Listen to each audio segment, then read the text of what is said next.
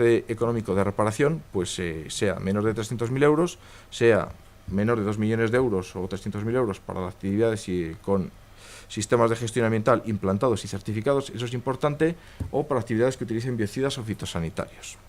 Es decir, que para todas aquellas instalaciones incluidas en el anexo 3, que seguramente se verá recortado en próximas normativas próximas que aparezcan, ¿no? Esperemos, pues deberían considerar esto. Tal y como está ahora el momento de la aplicación de la ley, el que tiene que fijar esa garantía financiera es la administración, ¿no? La autoridad competente, en este caso la Consejería de Medio Ambiente. Para ello, los operadores, los que estén dentro de la ley, deberían hacer una evaluación de riesgos ambientales, deberían monetizar esos riesgos ambientales y hacer una propuesta de cuantía mínima en este caso, la Consejería de Medio Ambiente, con un criterio a mayores, que es que esa evaluación de riesgos y esa monetización, incluyendo esa monetización, debería estar verificado, que no hemos hablado de ello, pero que debería estar verificado por un organismo colaborador de la Administración. También es cierto que a fecha de hoy no hay ningún organismo acreditado que pueda verificar estas evaluaciones de riesgos ambientales, sino que eso todavía está en proceso, por lo cual nos encontramos en una situación que hasta que no se acabe de desarrollar esto no sabemos muy bien cuál es la aplicación exacta, ¿no? Y también en el mismo sentido que comentaban anteriormente, habría que hablar de los informes sectoriales. Las empresas no tienen por qué hacer su análisis de riesgos, sino que se puede recurrir o se puede mirar los informes sectoriales que haya dentro de su sector de actividad. Esos informes sectoriales básicamente son de dos tipos: los informes MIRAD, que son los informes o proyectos que es del informe tipo de informe de riesgo ambiental tipo, o guías metodológicas, o la norma o la legislación también habla de tablas de baremos. A fecha de marzo del 2010, pues no sé si todos los sectores implicados tienen ya o están preparando informes sectoriales, pero gran parte de ellos, seguro, yo no sé cuántos estarán preparando, pero más de 15, 20 informes sectoriales sí hay ahora mismo en preparación. Incluso hay algunos sectores que ya tienen también muy avanzadas sus tablas de baremos, como son las estaciones de servicio, que ya tienen, o de alguna manera ya tienen establecidas esas tablas de baremos, que les van a evitar que una vez que la Comisión de Prevención y Reparación del Daño apruebe esas tablas de baremos y posteriormente saque las órdenes ministeriales, van a permitir que todos los del sector o todas las estaciones de servicio de ese sector se acojan a esas tablas de baremo y se eviten el tener que pasar por un procedimiento de evaluación de riesgos ambientales de su instalación. Esa tabla de baremos al final pues entrarán diciendo, pues si usted tiene 10 tanques enterrados de estos depósitos, está en una zona de tal tipo y son de doble cubeto, de simple cubeto, la garantía financiera que le va a suponer es de tanto. Pues eso va a evitar o va a simplificar todo este procedimiento. Y al igual que esas tablas de baremos, casi todas, vuelvo a repetir, no sé si todas, pero casi todas las asociaciones sectoriales están trabajando en sus propios informes, mirad, para que de alguna manera, individualmente, pues se pueda de alguna manera suavizar o se pueda hacer este procedimiento más sencillo. ¿Vale? Y ya para finalizar, pues insistir sobre lo mismo. La ley ha sido aprobada y es de aplicación desde octubre del 2007. No aplica a los sucesos productivos antes del 30 de abril del 2007, esto hay que tenerlo claro. La fecha a partir de cual será exigible la garantía financiera obligatoria se determinará por órdenes ministeriales, y estas órdenes ministeriales se aprobarán a partir de abril del 2010. Es decir, estamos en tierra de nadie, no sabemos cuándo se van a aprobar.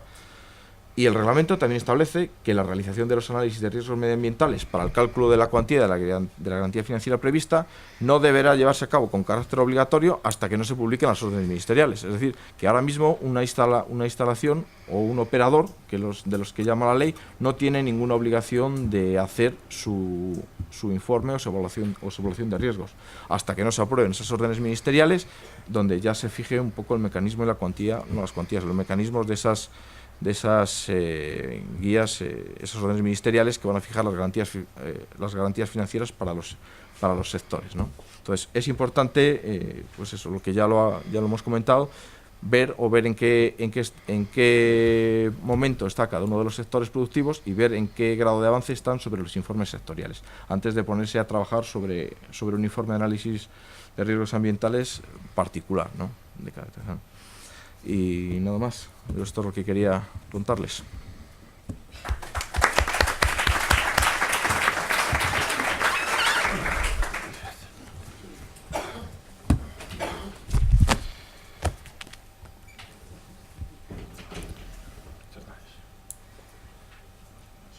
esto.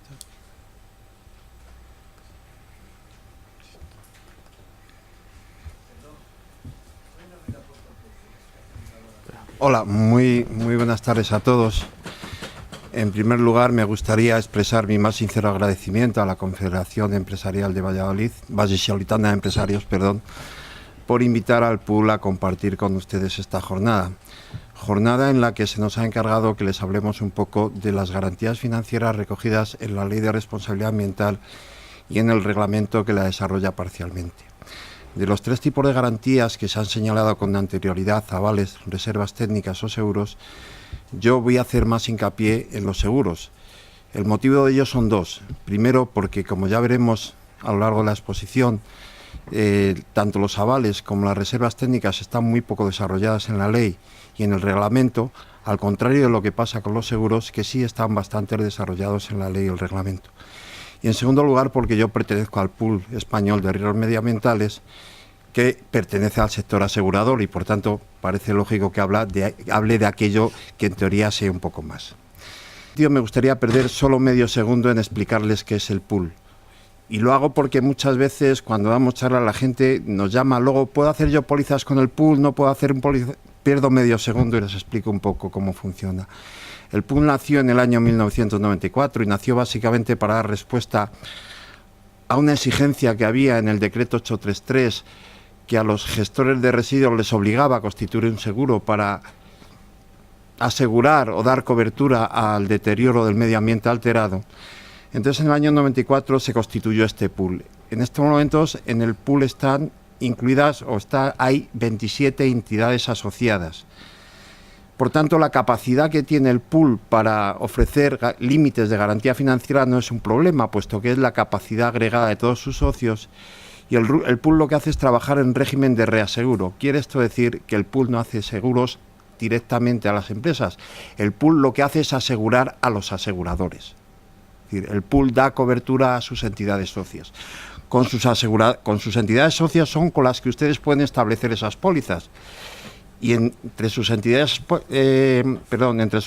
socias de seguro directo están las que aparecen aquí, Mafre, Allianz, Vincetur, etcétera, etcétera. Básicamente, la mayor parte de las entidades aseguradoras que operan en riesgos industriales en este país, con excepción de compañías americanas que no están aquí y no pertenecen al pool. Además, el pool, hay una serie de entidades de reaseguro que lo que hacen es aportar capacidad, y dentro de ellas están las principales reaseguradoras del mundo, como la Münchener, la Suiza, Odyssey Re, Swiss Re, etcétera, etcétera. Además de pertenecer también como entidad asociada el Consorcio de Compensación de Seguros, que es una entidad pública adscrita a la Dirección General de Seguros. Dicho esto, y sin perder más tiempo en explicarles lo que es el pool, en algún momento se ha puesto a lo largo de la exposición anterior este esquema. Este es un esquema de lo que podría ser una gestión del riesgo. En una gestión del riesgo y la gestión del riesgo ambiental en particular habría que hacer todas estas cosas. Habría que analizar los riesgos, habría que evaluarlos, habría que tratarlos. Pues bien, dentro de todas esas cosas que habría que hacer, las garantías financieras ocupan esta parte. Es decir, las garantías financieras lo único que valen es para financiar o transferir los riesgos.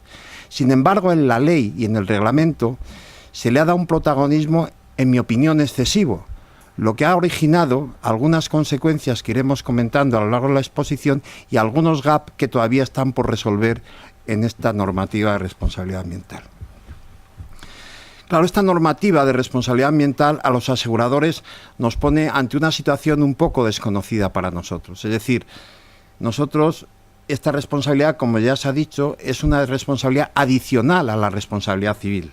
Es decir, por contaminación se pueden generar dos tipos de daños. Daños a las personas o daños a los bienes. Perdón, daños a las personas y a sus bienes o daños a aquellos elementos que marca la ley. Agua, suelo, espacios protegidos, ribera del mar y de las rías. Esto sería la responsabilidad ambiental, pero por contaminación también puedo generar daños a particulares.